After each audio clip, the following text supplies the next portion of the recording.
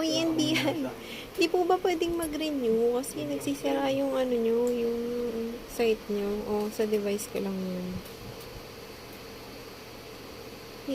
Kailangan ko na mag-renew para ano, malaman ko para malaman ko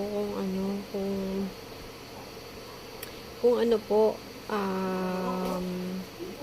kung sasabihin nyo sa akin kung ano yung problema. Bakit ina-access ako ng kung sino-sino. Tingin ko may kakayahan kayo na malaman yun, tsaka sabihin sa akin. Kasi, tinatagalan nyo eh. Kasi, di ba pag may hinta? Di ba pag may hint po yung ano ko, mga 12 to 15 days ko pa nakukuha. Lagi na lang ganun yung nangyayari. Kaya sabi ko, ba't hindi pinapaalam sa akin ba't hindi pinapaalam sa akin nung satellite na to kung ano yung meron.